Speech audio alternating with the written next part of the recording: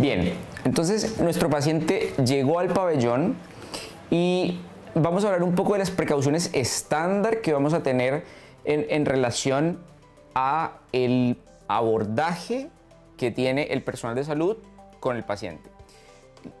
Vamos a dejar a un lado, y esto va a ser tema de otro video probablemente, todas las consideraciones anestésicas y las consideraciones del médico anestesiólogo o anestesista, porque es un tema amplio que da para hablarlo a profundidad.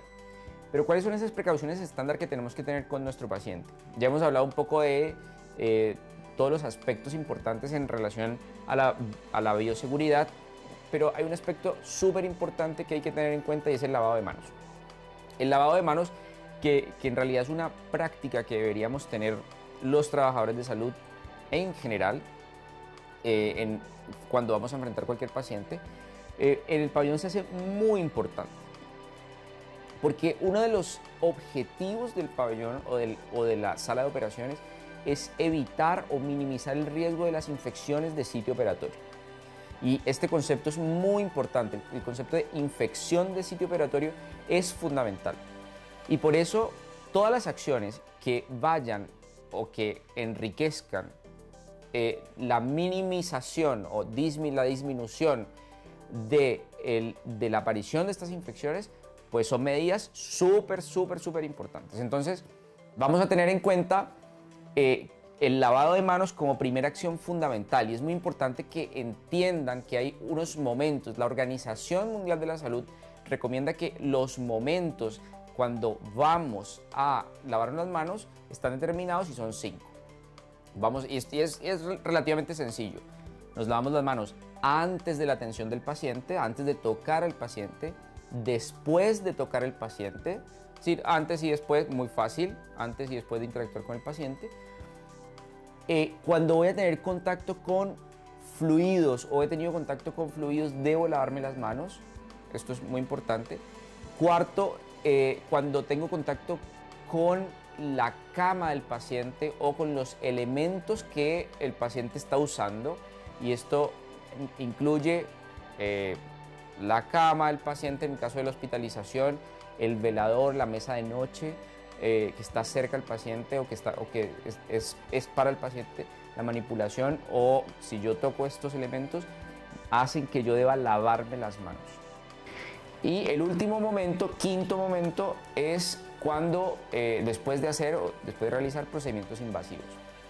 Ojo, porque la realización de procedimientos invasivos, cuando yo voy a realizar un acto procedimental, quirúrgico o un procedimiento específico, el lavado de manos es el lavado de manos quirúrgico, el que yo debo realizar antes de hacer el procedimiento. Pero un lavado de manos simple debe estar sí o sí después de haber realizado este procedimiento. El lavado de manos es muy importante y hacerlo bien también. Vayan a la página web y vean a profundidad cómo se hace el lavado de manos, que es muy importante tenerlo presente para hacerlo correctamente. Y el otro elemento que es fundamental es el uso de la bioseguridad. Ya dijimos que para entrar al área restringida yo debo tener ropa limpia, debo tener un gorro sintético de tela limpio y debo tener unos protectores de calzado o unos cubre calzados. Puedo también cambiarme el calzado por un calzado único de pabellón. Pero para realizar procedimientos con el paciente, y depende un poco del tipo de paciente y depende un poco de si hay aislamiento o no, debo usar más o menos elementos, pero hay unos elementos básicos de bioseguridad que complementan esto que ya hemos hablado, y es el uso de antiparras o gafas de bioseguridad o de protección, que son muy importantes, sobre todo a la hora de realizar procedimientos, manipular al paciente, interactuar con fluidos, porque nuestras mucosas, las mucosas de la boca, de los ojos, pues son puertas de entrada para elementos, microorganismos que al final nos pueden contagiar. Entonces, por eso es muy importante las antiparras, los lentes de seguridad, los guantes y las pecheras o estas batas plásticas de aislamiento que usamos en caso de ser necesario. Sobre todo en caso en donde hay abundantes fluidos, secreciones, exudados, y tenemos que hacer una protección adicional o extra. Estas pecheras cuentan con, generalmente son antiadherentes, entonces permiten que el fluido resbale y nuestra ropa que está en contacto con nuestra piel al final no termine impregnada, y eso nos provee de alguna manera un poco más de seguridad. Entonces es fundamental, como segundo elemento básico, tener en cuenta la bioseguridad. La bioseguridad es fundamental para toda acción que vamos a desempeñar en el pabellón, y siempre debo preguntarme, ¿tengo la bioseguridad adecuada? ¿Estoy con todos los elementos puestos? Porque es importante. A esto yo le adicionaría la ropa estéril, ¿sí? Que la ropa estéril la usamos cuando vamos a entrar al acto quirúrgico, después de un lavado quirúrgico especial de manos. La arsenalera o la instrumentadora, dependiendo del país en el que estemos, usa o nos pone una ropa estéril que generalmente es una ropa que nos provee algo más de seguridad y le provee sobre todo seguridad al paciente en relación a la disminución de la infección de sitio operatorio. Entonces, muy importante la ropa estéril, que es en general una bata estéril con guantes estériles que proveen un poco más de seguridad al paciente. Bien, entonces hablemos de conceptos, ya habiendo entendido estos conceptos básicos, y aquí hay algo, un poco de material cortopunzante que quiero que revisen, el material que dejamos en la página web, que es importante verlo, que son medidas de precaución que no vamos a tocar aquí porque son un poco más específicas y que en realidad, y es corto, muy cortito lo que hay que leer y entender sobre material cortopunzante, así que vayan a leerlo, que está buenísimo, es corto, muy práctico. Y pasemos un poco al concepto, ya a los conceptos que son fundamentales para evitar la infección de sitio operatorio. Recuerden que todas estas medidas son para la seguridad del paciente. Entonces, insisto, al final las medidas contribuyen a la disminución de la infección del sitio operatorio de la herida o la infección del sitio donde hago el procedimiento, ¿sí? Y por eso vamos a hablar de las medidas que hay que tomar para evitarlo. Para eso vamos a hablar de algunos conceptos. Bien, entonces hablemos de los conceptos que son importantes en relación a esto. Y aquí hay que tocar, digamos, tres grandes, o esto se divide en tres líneas. La primera línea, o el primer concepto que hay que aclarar, es el concepto de limpieza. Limpieza es fácil, limpieza es lo que ustedes han aprendido en la casa, limpieza es lo que yo hago cuando voy y lavo el baño de la casa, cuando lavo el plato de la cocina, pues eso mismo es lo que hacemos en el pabellón. Cuando yo limpio algo, pues básicamente estoy removiendo un poco con algún agente antiséptico o desinfectante, estoy removiendo la carga de microorganismos o agentes infecciosos que hay sobre una superficie, sobre un tejido, y lo que estoy haciendo es removiendo la carga, es decir, estoy disminuyendo la carga de agentes que pueden terminar haciendo una infección. Y es el primer concepto que hay que tener en cuenta, porque cuando yo voy a descontaminar o voy a desinfectar o voy a esterilizar, pues cada cosa tiene, cuando yo voy a limpiar, cada cosa tiene su objetivo. El objetivo de esto es preparar la superficie, preparar el tejido, probablemente para desinfectar y o esterilizar. O cuando estoy usando un elemento que no es crítico, y vamos a poner un ejemplo sencillo, esto podría ser lo que hago con un fonendoscopio, por ejemplo, que es un elemento no crítico en relación a que no necesito que esté estéril o que no necesito que esté desinfectado para su uso. Entonces, en ese sentido, la limpieza puede ser suficiente dependiendo del uso que le vamos a dar o el uso que le hemos dado también, ¿sí? Si yo traigo el fonendoscopio de mi casa, pues basta con limpiarlo para usarlo, ¿sí? Y en ese sentido, tenemos que identificar si es un tejido no crítico, si es un elemento no crítico, para que solo necesite limpieza. Pero lo importante del concepto es que lo que hago es disminuir la carga, lo limpio, no le estoy quitando toda la carga de microorganismos ni la estoy eliminando. Y eso es muy importante tenerlo presente, porque entonces si yo lo que quiero hacer es instrumentar una cirugía, pues el elemento no solo debe estar limpio, probablemente necesite algo más. Y aquí aparecen los otros dos conceptos. Entonces aparece el concepto, por ejemplo, de desinfección. Y entonces, ¿qué es lo que es la desinfección? Pues es usar un agente físico o químico que me permita eliminar, y aquí sí no estoy disminuyendo la carga como limpiando, sino que estoy eliminando microorganismos o agentes infecciosos. Así, ese es el objetivo de la desinfección. Y ahí es muy importante tener en cuenta que hay desinfecciones de alto nivel, de nivel intermedio, de nivel bajo, dependiendo del agente que use. Entonces, la desinfección de bajo nivel provee eliminación de bacterias, hongos y virus, pero le va muy bien con los virus envueltos, tiene dificultades con el resto, solo elimina algunos hongos y con las micobacterias no se la puede, no va a poder con las micobacterias. La desinfección de nivel intermedio pues le va mucho mejor, pero también tiene problemas como todas las desinfecciones con las esporas, con los priones, y a esto además hay que sumarle que por ahí quedan algunos virus con los que no puede,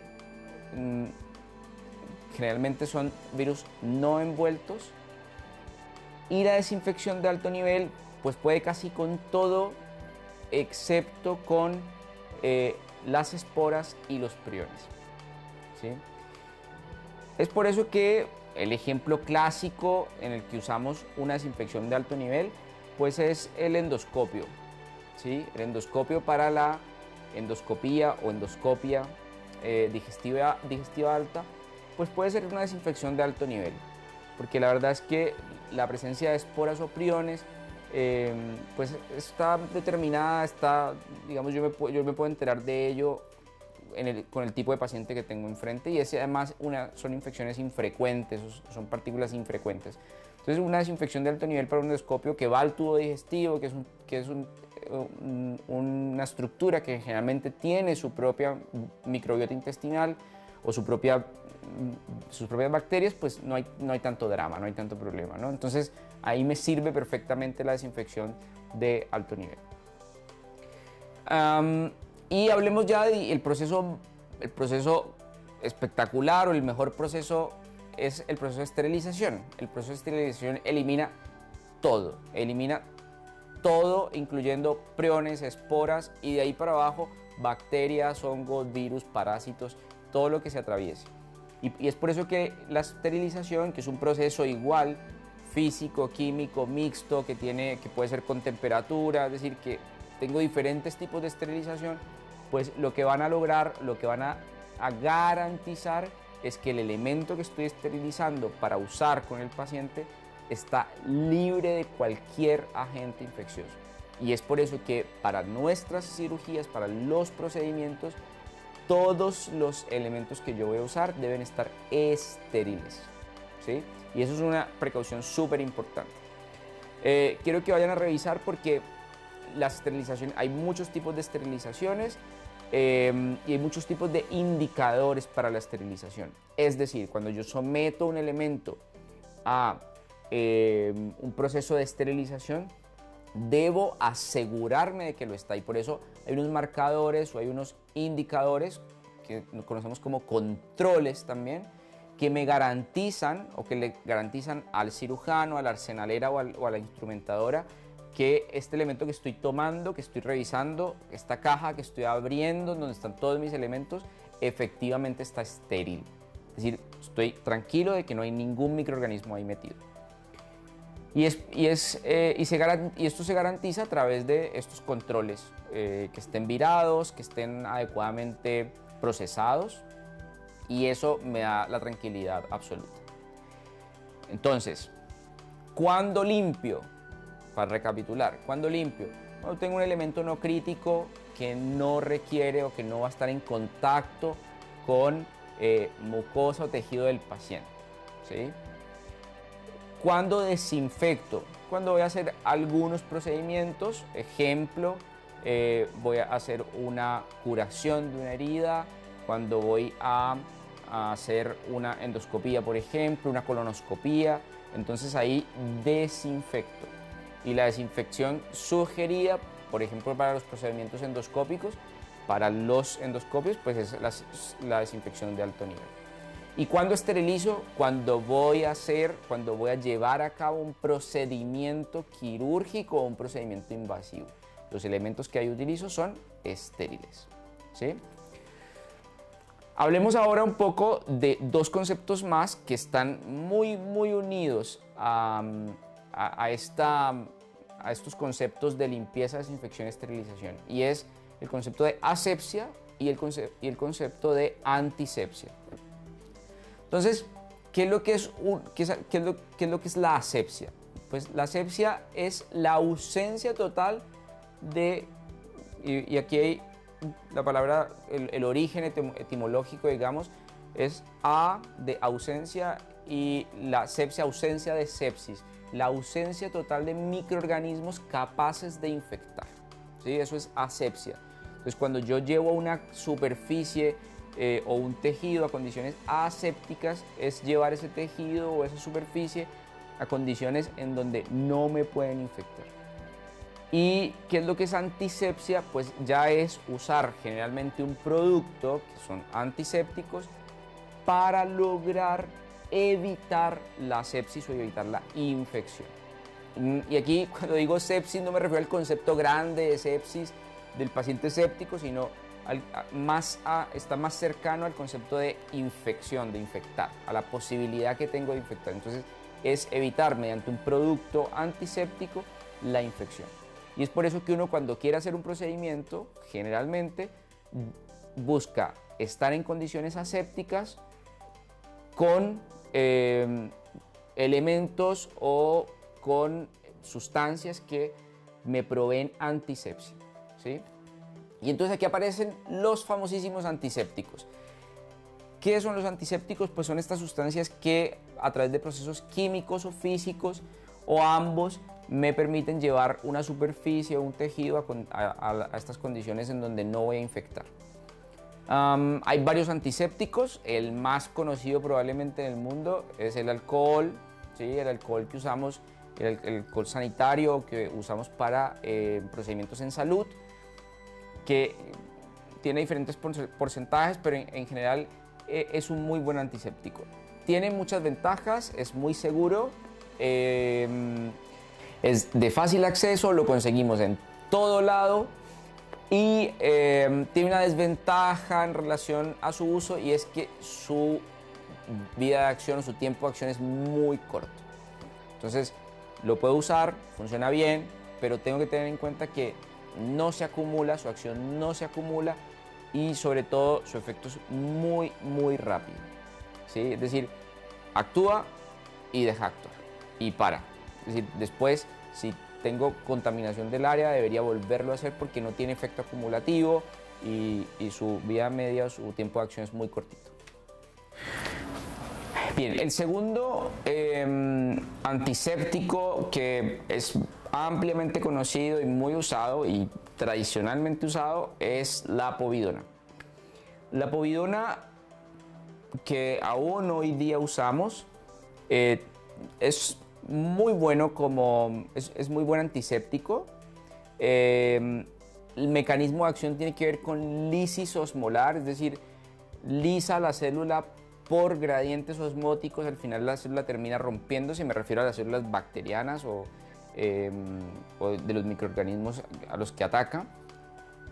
Tiene efecto de larga acción, es decir, si yo pongo povidona en un tejido, este efecto antiséptico va a tardar varias horas en desaparecer, pero tiene un problema, es decir, hasta aquí muy bueno, pero tiene un problema, y es que se inactiva con el contacto con tejidos o fluidos. Y esto con tejidos se refiere más a mucosas o a fluidos exudados, secreciones. Ahí como que se inactiva porque se ocupa su capacitancia máxima en relación a los gradientes que puede hacer. Entonces, de alguna manera, hay que tener cuidado en qué procedimientos usar. Es un muy buen antiséptico para iniciar mi cirugía, pero si necesito después, por alguna razón, el antiséptico, si tengo fluidos entre medio, si tengo exudados, secreciones, no sería el de primera línea. Y es por eso que la povidona pues, ha sido reemplazada poco a poco por la famosísima clorhexidina, que viene entre el 2 y el 4%, que tiene su acción directa sobre la pared celular bacteriana, específicamente en el caso de las bacterias, o sobre la envoltura del material genético en el caso viral. Y es muy buen antiséptico porque tiene lo que son desventajas en los otros antisépticos, pues aquí lo tiene como ventajas. No se inactiva con los fluidos, con los exudados, las secreciones, y su efecto acumulativo, su efecto es acumulativo y tarda varias horas en desaparecer el efecto antiséptico. Entonces es un excelente antiséptico, es el antiséptico ideal. En la presentación que viene actualmente está mezclado con glicerina, es por eso que lo podemos usar para el lavado de manos, para evitar que haya daño sobre nuestra piel, sobre todo para los que nos lavamos muchísimo las manos, las arsenaleras, los técnicos, el anestesiólogo o el cirujano. Y entonces, como nos lavamos frecuentemente las manos, muchas veces en el día, sobre todo si es un día quirúrgico agitado, pues para cuidar un poco nuestra piel, la piel de las manos. Y cuida la piel del paciente también. Entonces es un antiséptico que es ideal, A veces cuando hay cirugías que requieren marcación previa, la clorhexidina juega un poco en contra porque borra todas las marcas y ahí a veces preferimos usar povidona. Pero la verdad es que en general la clorhexidina es hoy por hoy el antiséptico más usado y que provee muchísima seguridad para eliminar las bacterias, virus, hongos, parásitos, lo que haya, a través de su efecto, y su efecto, que es de amplio espectro, pues nos ayuda, es genial. Así que está muy bueno el usar clorhexidina como antiséptico de elección. Entonces, de todo esto que hablamos, digamos que ¿cuál sería ese antiséptico ideal? Pues el antiséptico ideal es ese antiséptico que es barato, que tiene un amplio espectro, que elimina la mayoría de microorganismos que puedan ser contagiosos e infecciosos, que tenga efecto residual y acumulativo. Esto es muy importante y es por eso que el alcohol no es un buen antiséptico. Que nos proteja, que no nos haga daño, ¿sí? Y es por eso que la clorhexidina como antiséptico se ha ido preparando para esto, lo han ido cada vez mejorando más para que sea mejor en ese sentido, que su acción sea rápida, que el efecto microbicida empiece rápidamente, ¿cierto? Recomiendan que por lo menos deberíamos dejar, en el caso de la clorhexidina, dejarla actuar unos 3 minutos para que tengamos certeza de que su efecto de eliminación de microorganismos pues está siendo, se está ejerciendo, ¿sí? Y entre otras cualidades, pero esas son como las más importantes que definitivamente hacen que escojamos uno u otro, y es la clorhexidina el de elección. Bien, y para finalizar vamos con un concepto que es la razón por la cual, o una de las razones por las cuales existe toda esta parafernalia en el pabellón, ¿sí? Y vamos a hablar un poco de la infección del sitio operatorio o la infección del sitio quirúrgico. ¿Y por qué este tema está metido aquí? Pues porque todas las acciones que yo realizo en el pabellón o en la sala de operaciones tienen el objetivo de evitar la infección del sitio operatorio o evitar la contaminación del paciente, evitar la sobreinfección, evitar la infección o la colonización de tejidos del paciente que no lo estaban, ¿sí? Y es por eso que la infección del sitio operatorio entra en esta temática, en este gran tema. Y entonces, ¿qué es la infección del sitio operatorio? Pues la infección del sitio operatorio no es más que la sobreinfección o la infección de la herida quirúrgica o la puerta de entrada de este material invasivo que yo usé en determinado procedimiento, por ejemplo, la colocación de un catéter. Digamos que, y aquí quiero ser claro, las infecciones de catéter son un tema aparte, que es un temazo también, pero a lo que voy o lo que quiero que les quede claro es que todas estas acciones están hechas, están dadas, están establecidas para evitar la infección sobre mi paciente en cualquier tipo de, bien sea cirugía o procedimiento, ¿sí? Y por eso el tema de los catéteres, de las sondas Foley, de todo esto entra, digamos, también toca este tema, y la razón es que si yo uso las medidas de seguridad que están establecidas, pues evito la infección también en estos procedimientos. Pero la infección del sitio operatorio como tal, pues es la sobreinfección de esta herida quirúrgica que yo hice para manejar determinada patología quirúrgica que tenía mi paciente, ¿sí? Y aquí es importante, el primer concepto que debo tener en cuenta es que esta infección se va a clasificar según la profundidad de la infección en el tejido. Y ahí tenemos infecciones superficiales, infecciones profundas e infecciones de cavidades y órganos. Uno podría decir superficial, intermedio o profunda, pero en realidad la infección es superficial si está infectada la piel, el tejido celular subcutáneo. Profunda si lo que está infectado es la fascia o los músculos. Y de cavidad o de órgano cuando supera el plano muscular la infección, que generalmente pues estamos hablando de cavidades u órganos infectados, ¿sí? Entonces, ¿de qué va a depender? ¿De qué va a depender que mi paciente tenga una infección de sitio operatorio? Bueno, pues probablemente de lo que hemos estado hablando, de que yo no cumpla todos estos requisitos, requerimientos o medidas de precaución estándar que tengo establecidas, que están internacionalmente reconocidas y tienen evidencia de que disminuyen la infección de sitio operatorio. Y a veces uno se encuentra que hay evidencia más fuerte, menos fuerte, hay cosas que se cuestionan todavía, pero digamos que las medidas están establecidas, las medidas son básicas y están puestas ahí para ser cumplidas. El incumplimiento de una medida, de cualquier medida de seguridad, pues me aumenta el riesgo de una infección de sitio operatorio. Ejemplo, si yo no uso una mascarilla, ¿sí? Un tapabocas o mascarilla, al momento de operar a un paciente les contaba yo que me pongo ropa estéril, pero entonces antes de entrar tengo que tener un gorro, una mascarilla, un cubrecalzado, ¿sí? Y si yo voy a operar al paciente y no me pongo la ropa estéril, no me pongo los guantes, no tengo la mascarilla, pues todo esto va a aumentar el riesgo de que mi paciente tenga una infección de sitio operatorio, ¿sí? Si no cumplo las medidas estándar, si no cumplo las medidas de asepsia, antisepsia, en fin, todo esto que ya hemos hablado, pues aumento el riesgo. Pero ojo, porque las infecciones de sitio operatorio no solo están de nuestro lado, también están del lado del paciente. Hay unas medidas que hay que tomar con el paciente para evitar que aparezcan estas infecciones de sitio operatorio.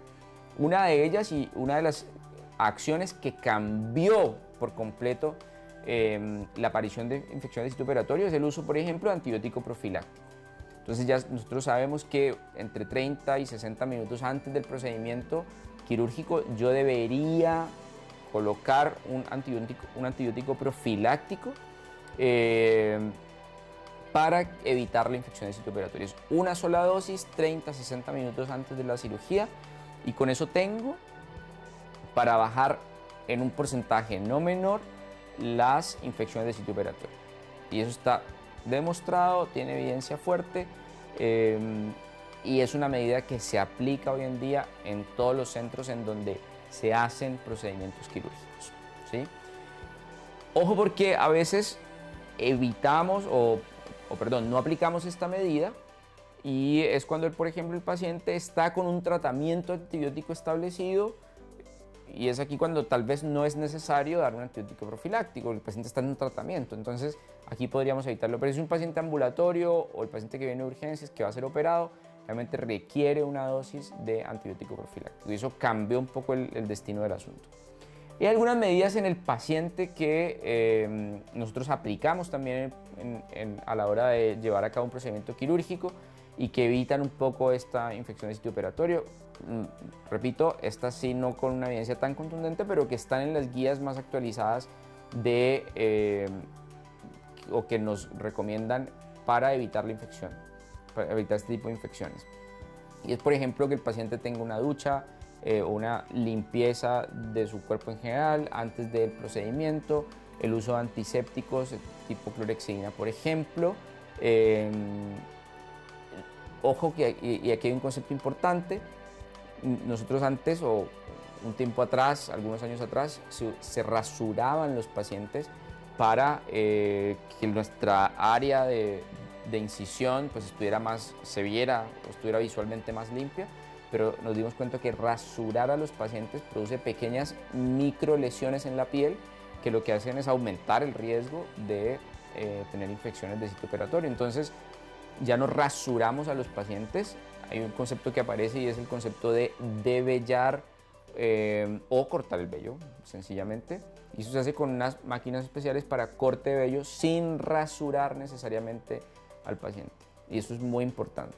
Hay una diferencia técnica ahí que hace la diferencia en relación a los porcentajes de aparición de infección de sitio operatorio. Y el uso de campos estériles, asepsia y antisepsia, que ya lo hemos hablado, pues esto disminuye en gran medida el riesgo. Ahora, hay unos factores o situaciones que dependen del paciente como tal. Y aquí viene a jugar o tener una ponderación importante el estado previo del paciente, el estado de salud previo del paciente, las comorbilidades que tiene. Recuerden que un paciente enfermo renal crónico, hipertenso, diabético, tiene algún grado de inmunosupresión, sobre todo estos pacientes enfermos renales crónicos, con todas estas morbilidades asociadas que tienen su sistema inmunológico deprimido en algún grado y eso aumenta el riesgo. También aparecen en este marco de situaciones los pacientes obesos. El tabaquismo es un temazo aquí y es por eso que de hecho los grupos de cirugía plástica que hacen cirugía estética, por ejemplo, los grupos más serios le dicen al paciente: mire, usted deja de fumar y lo operamos, o lo operamos, porque definitivamente hay una relación directa entre el tabaquismo y la infección de sitio operatorio, la mala cicatrización, etc. Entonces, el tabaquismo juega un rol supremamente importante que nosotros tenemos que conocer, porque hay que transmitir al paciente, en el caso de una cirugía de urgencia, por ejemplo, en un paciente que tiene tabaquismo activo, que definitivamente la posibilidad de que haya infección de sitio operatorio o haya mala cicatrización es mucho mayor que un paciente que no fuma. Y probablemente uno de los aspectos importantes también es, bueno, es frente a qué paciente estamos. Y aquí viene algo que es un concepto fundamental y es el grado de contaminación, ¿sí? El grado de contaminación, la cantidad o la carga de virulencia o la carga de bacterias o la carga de microorganismos que pueden ser infecciosos. Y vamos a poner un ejemplo.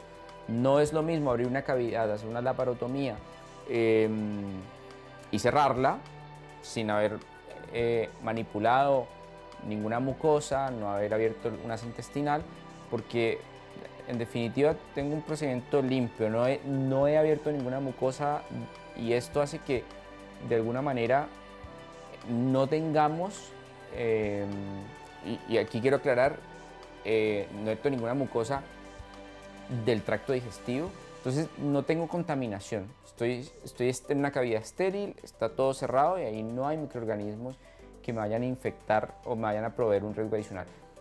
Diferente a lo que pasa cuando yo estoy haciendo una laparotomía porque tengo una peritonitis, por ejemplo. Entonces, en una peritonitis de 4 cuadrantes, vamos a poner el caso más dramático, pues tengo una carga bacteriana muy alta en toda la cavidad.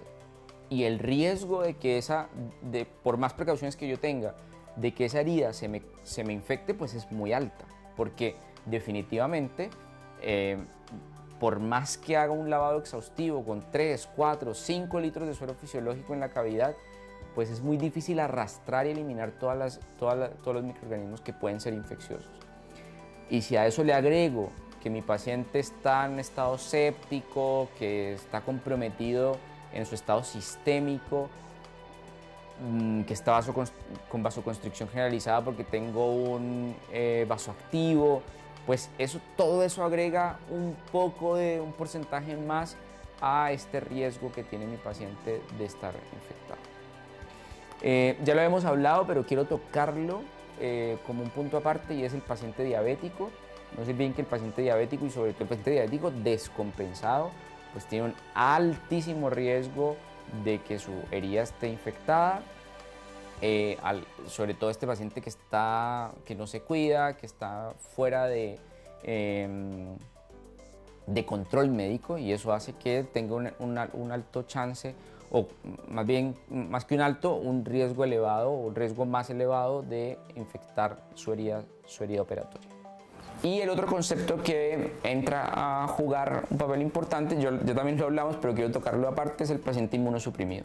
El paciente inmunosuprimido que usa inmunosupresores, corticoides u otros, definitivamente tiene un riesgo un poco más elevado. El resto de cosas ya lo hemos hablado, el resto de, digamos, de situaciones o de medidas que debo tomar, pues no tomarlas me aumentan el riesgo. Y es muy importante tener todo esto en cuenta. Miren que es un conjunto de acciones y situaciones en las que yo puedo estar enfrentado, que si yo no las controlo, no las tengo en cuenta y no las comunico, pues puedo terminar teniendo una infección de sitio operatorio. Las infecciones de sitio operatorio deben ser detectadas lo antes posible. Ojo con esto, deben ser reportadas, porque la infección del sitio operatorio se considera como un indicador de seguridad y de calidad en relación al sitio. ¿Por qué? Entonces, ¿por qué tengo que reportarla? Porque tengo que tratar de identificar qué pasó con ese paciente, ¿sí? Debo revisar mi protocolo completo de pabellón. ¿Qué falló ahí? ¿Hubo alguna falla del equipo, o definitivamente era un paciente inmunosuprimido, con una carga bacteriana altísima, que estaba en una situación séptica, y definitivamente eso le jugó en contra para infectarse? Por eso, caso a caso debe revisarse, y es un indicador de calidad en el pabellón. Entonces deben ser reportados. Bien, y con esto concluimos. La verdad es que hay mucho que profundizar, mucho que leer de más, pero digamos que esta es como una revisión rápida, como que ustedes tengan una idea de cuáles son los temas esenciales para abordar en primera instancia estos temas de cirugía, para aprender un poco a comportarme en el pabellón, y un poco más que eso, para qué todas estas medidas que definitivamente son a veces, o que lucen un poco exageradas, pero que definitivamente lo que garantizan es seguridad para el paciente. Espero que les haya gustado, y por favor vayan a leer todo el material que tenemos para ustedes, que está muy bueno. Los invito a que sigan viendo los videos, que vamos a tratar de hacerlos cada vez mejor. Chao, chao.